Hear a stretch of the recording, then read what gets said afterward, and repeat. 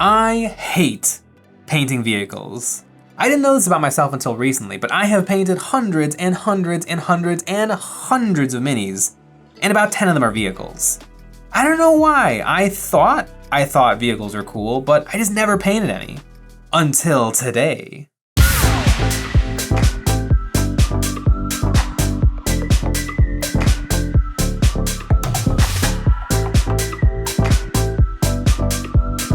Hey guys, Jay here, welcome to EonsOfBattle, and the time has come for me to tackle a project I've been sitting on for like 2 years. My Black Templar centerpiece, the magnum opus, the rolling cathedral, my Land Raider Crusader.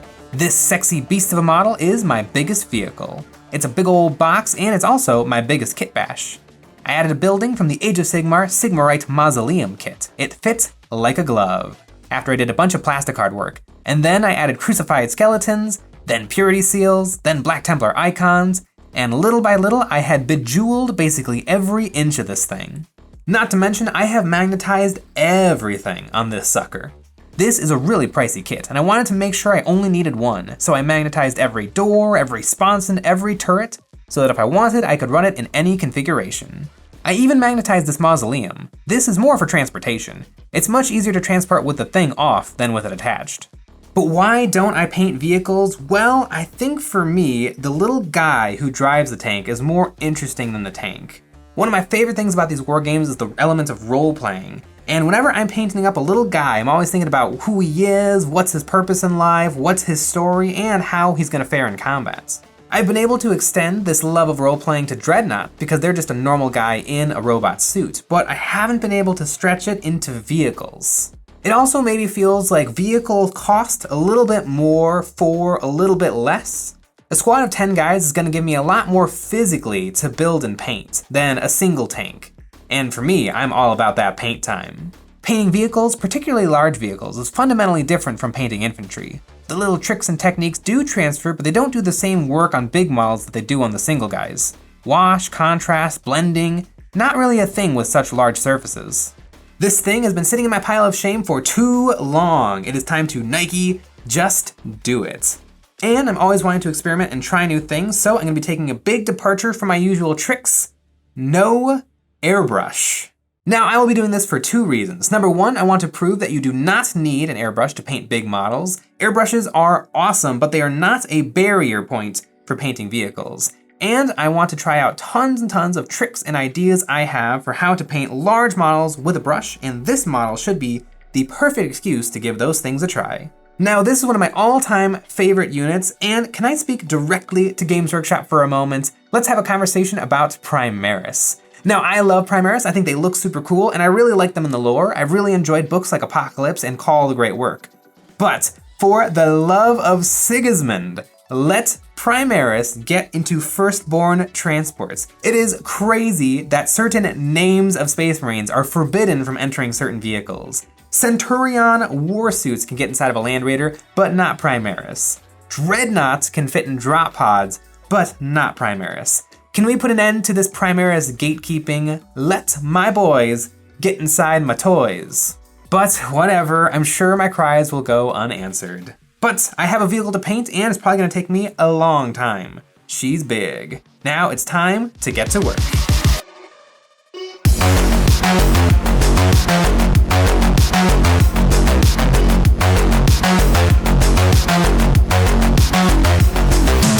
It's time to start painting my Land Raider, and I have it set up in an exploded view. I have everything separated, and this is gonna help me with painting.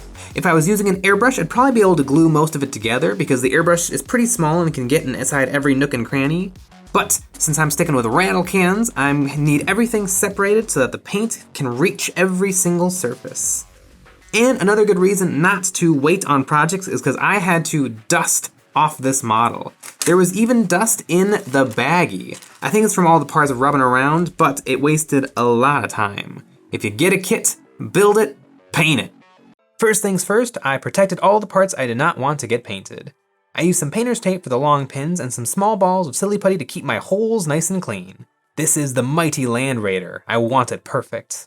I prepared some palettes to help me spray paint. I put some painter's tape sticky side up onto cardboard so that my 80 tiny plastic pieces would become 4 pallets.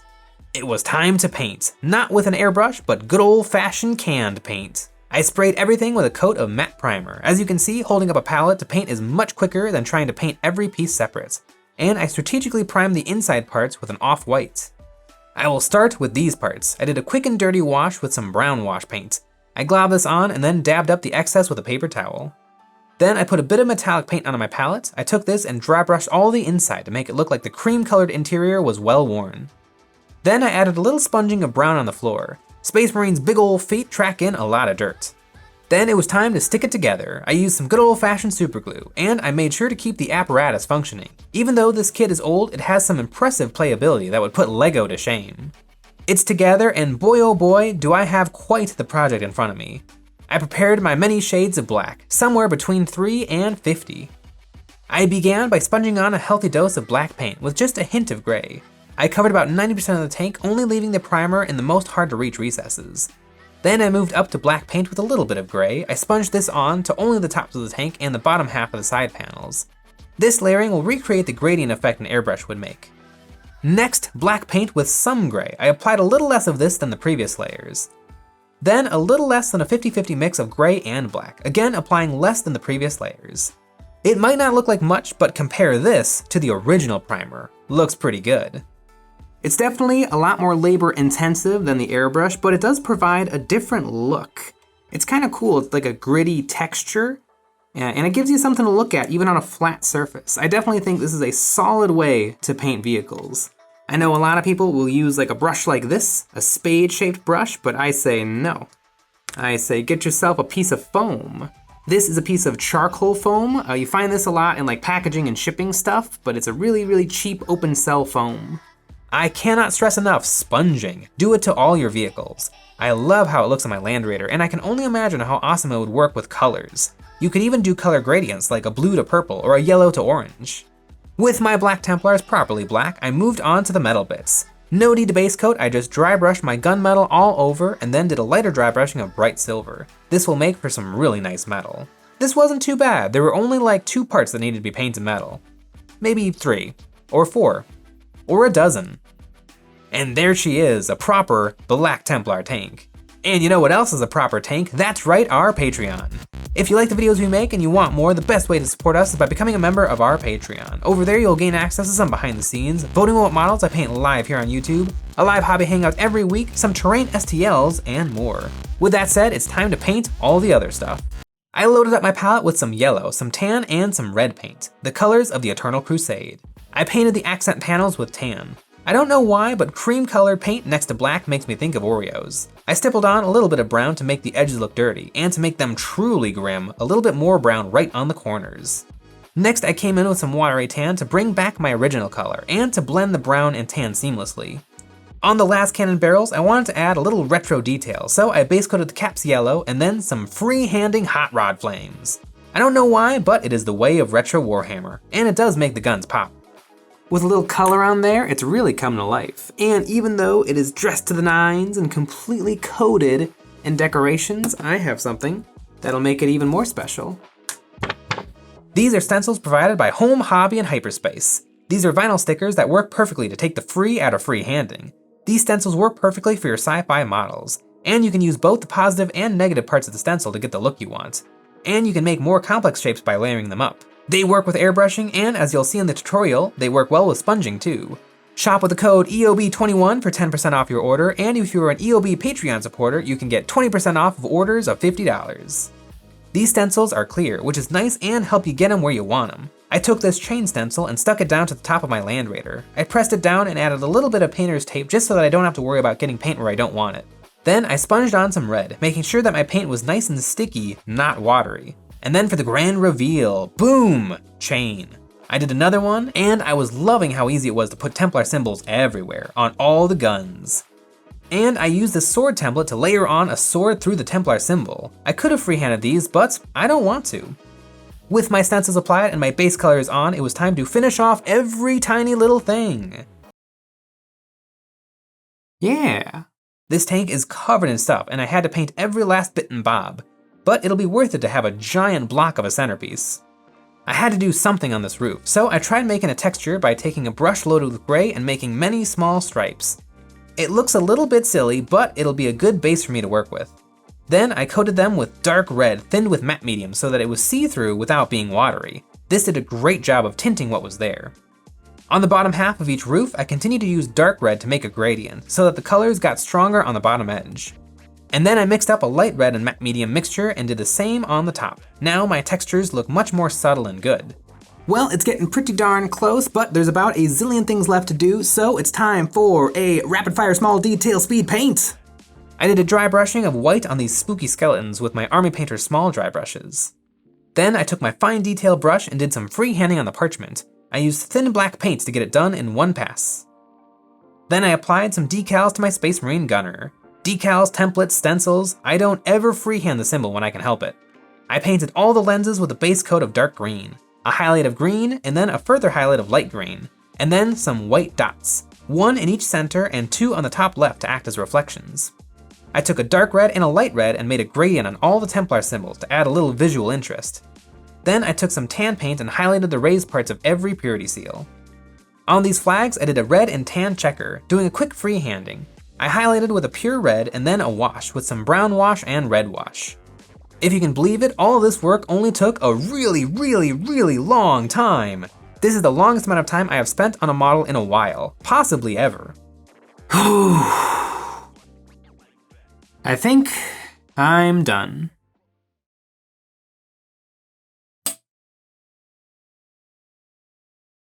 Behold, the mighty Land Raider, the main battle tank of the Adeptus Astartes. Its gleaming hull provides many weapon hardpoints to allow modularity in its loadout so that you can fulfill any role requirements. Not only does it have many fearsome offensive weapons, but the true power comes in the transport capacity. Inside its belly waits a squad of the Emperor's finest. If a threat can weather the storm of its deadly armaments, it'll quickly be dispatched by the Space Marines carried inside. This thing is big, and holy moly did it take a long time to paint. But it's done. It was sitting in several different boxes for too long. Now it's built, it is painted, and it is ready to bring the might of the Emperor to the Xenos, the Heretic, and the Traitor. I bought an extra sprue when Games Workshop sold the Crusader and Redeemer sprues separately, and I wish I had picked up a second spare so that I could have everything. But really, I imagine I will take the Land Raider Phobos or Godhammer most often, because my army has almost 0 anti-armor. And as cool as 2 assault cannons and 2 hurricane bolters are, my army has way more than enough infantry killing potential. But I can't not take the Crusader, it's in my DNA. I really like these stencils from Home Hobby and Hyperspace. This one sheet should get me through my entire Black Templar motor pool. I really like freehanding on models. I think it adds a ton and it makes me feel special because my model has a detail that no other model has. And these stencils let me do just that easily with sponging or airbrushing. This is one of the biggest models I have ever painted and I did it all without the airbrush. And how did that go? Well, it went good. But from now on, I will always be using the airbrush because this took so long to paint. It turned out really well. It took a long time, but I think this model actually turned out better because I didn't use the airbrush. I tried out some things that I probably wouldn't have normally. I think the sponging worked out phenomenally well. It adds a lot of visual interest to otherwise flat panels, and I'll definitely be taking sponging and stenciling on with me to other projects. But I don't know if I'm gonna be painting more gigantic models without use of the airbrush. Experimenting is always a good thing. It's the only way to learn. I still don't think painting vehicles is my favorite. I like doing regular troops and characters more, but I think there is a magic to it. And I am excited to take what I've learned on this tank and apply it to the shamefully gray vehicles that make up the rest of my Black Templar fleet. So what do you guys think? Is an airbrush worth it, or can you always get just as good, if not better results with a proper brush? Let me know in the comments below, airbrush yay or nay, but now it's time for the real star of the show, this week's EOB Complete submissions. We put out a challenge to our community to send us before and after photos of their recently finished models to be immortalized in our videos. If you want to join in the fun, you can submit a before and after photo of your painted mini to our Discord server, which you can find in the description below, or you can post it to Instagram with the hashtag EOBComplete.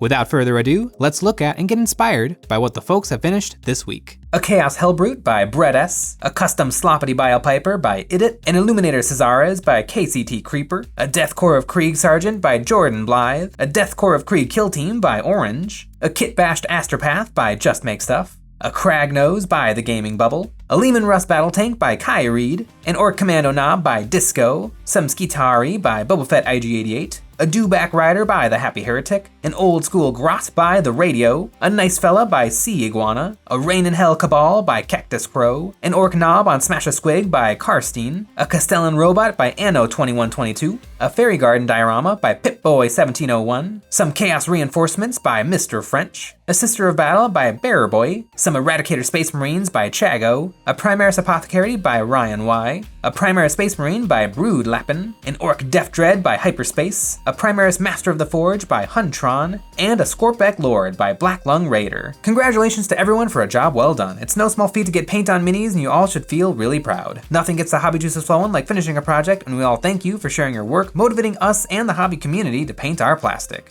Thanks for sharing.